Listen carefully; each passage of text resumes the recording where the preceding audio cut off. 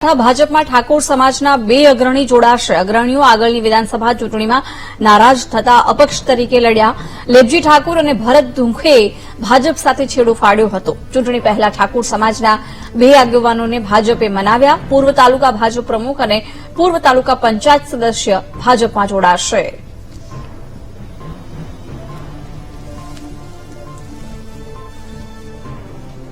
વિગતો મેળવીશું સંવાદદાતા રોહિત ઠાકુર પાસેથી। રોહિત, નારાજ થઈ ગયેલા બે આગેવાનોને ભાજપે મનાવી લીધા છે અને હવે ફરીથી ભાજપમાં બંને આગેવાનો જોડાવાના છે, શું વિગતો છે?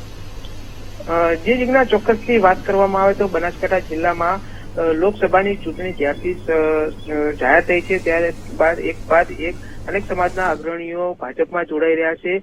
અગાઉ પણ અનેક કોંગ્રેસના જે પીઢ નેતાઓ કહેવાય તે પણ કોંગ્રેસનો છેડો ફાડી ભાજપમાં જોડાયા છે। ત્યારે ગત વિધાનસભાની ચૂંટણીમાં ઠાકોર સમાજના બે મહત્વના જે ડીસા તાલુકાના કહી શકાય અને જિલ્લામાં પણ સારું પ્રભુત્વ ધરાવતા ભરત ધુંખ અને લેબજીજી જે ઠાકોર છે તેઓ ઠાકોર સમાજ ઉપર બહુ પ્રભુત્વ ધરાવે છે। તેઓ ગત વિધાનસભાની ચૂંટણી હતી ત્યારે ભાજપનો છેડો ફાડી અને અપક્ષમાંથી લેબજીજી ઠાકોર ધારાસભ્ય તરીકે ચૂંટણી લડ્યા હતા। તેઓ ચૂંટણી હાર્યા હતા, પરંતુ તે છતાં પણ સારા વોટ તેઓ આગળ નીકળ્યા હતા। પરંતુ તે બાદ કહી શકાય કે હવે લોકસભાની ચૂંટણી સામે આવી ગઈ છે। તે સમયે જ હવે આ બંને જે દિગ્ગજો કહી શકાય ઠાકોર સમાજના તેઓ ફરી એકવાર ભાજપ સાથે જોડાવાની અટકળો સામે આવી રહી છે।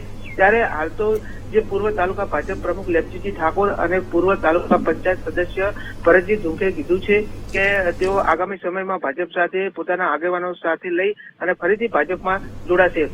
ચૂંટણીમાં સામે પક્ષ જે કોંગ્રેસમાં છે જ્ઞાનીબેન ઠાકોર છે અને આ બાજુ બીજી તરફ ભાજપમાંથી ડોક્ટર રેખાબેન ચૌધરી। ત્યારે ચોક્કસથી કહી શકાય કે આ બંને જે ઠાકોર સમાજના આગેવાનો છે તે ભાજપમાં જોડાતાની સાથે જ કોંગ્રેસના જે જ્ઞાનીબેન ઠાકોર છે તેમની ચૂંટણી પર અસર જોવા મળશે। જી જીજ્ઞા। બિલકુલ રોહિત, આભાર જાણકારી આપવા બદલ।